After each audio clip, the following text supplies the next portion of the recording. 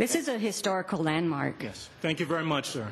My grandmother lived right here, 1062 Mariposa. She was part of this community. She wasn't here 104 years, but I apologize, at least a good. May I ask you to state your name? I'm sorry. Deanna Romero. Okay. Deanna Romero. Thank so you. I'm talking about 4 generations. I'm talking about this. This should be a historical landmark, just like properties around here that are that old. 104 years old is my grandmother. She's still living today. She just had her birthday. And so not only did she utilize this park, this community, my parents did, my mother, my father. I did, myself, my son. I'm talking, several generations here. My daughter, my son. So anyways, to me, this is like a historical landmark, and it should be treated as such. Development doesn't need to come in and take over. Let us participate. Let us show you how we could develop and maintain, what we've built here. We don't need to disenfranchise our youth. Thank you. Thank you very much, ma'am. My name is Helen Jerome Mushvik, and I'm a professor at Metropolitan State College. I was a young girl, 16, 17 years old, when we were out in the streets fighting for this center.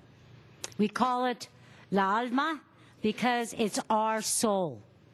Now, I heard that you were telling Mr. Sanchez about a meeting with the executive committee and with the community. I would like to make sure that tonight that meeting is set up because, like I said, the spirit of a person is very important.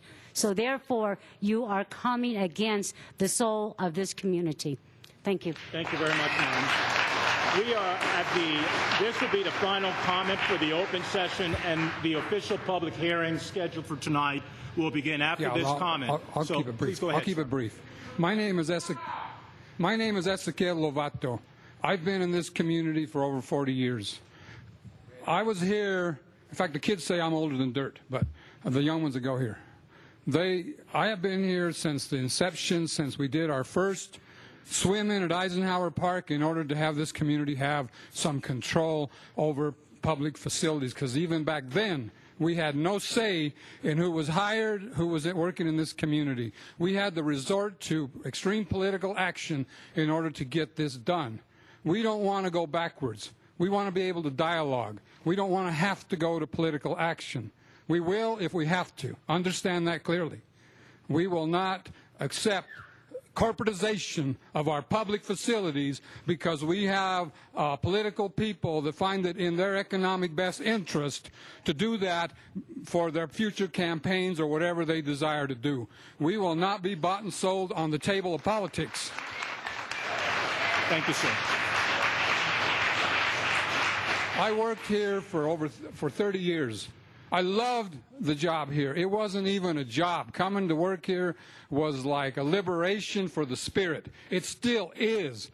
I still work here part-time. I volunteer here probably 70% of the time because I love this place so much. And as you can see from the people that have come up through here like Dean, we have produced quality people for this society. We continue to do so, and we don't want any obstruction in that production. Thank you. Thank you. Now, folks, let me make a quick statement before I open a public hearing. We understand that there are lots of folks that want to speak on this issue. I will stay behind tonight and sit and listen to you in order to get all of your points in, but we have 2 public hearings that we have set aside and promised for folks who are here tonight to be able to speak. And it is the intent for this meeting to begin those public hearings right now and to continue the process of speaking with La Alma, because there is not a decision that's being made at any time soon. There is time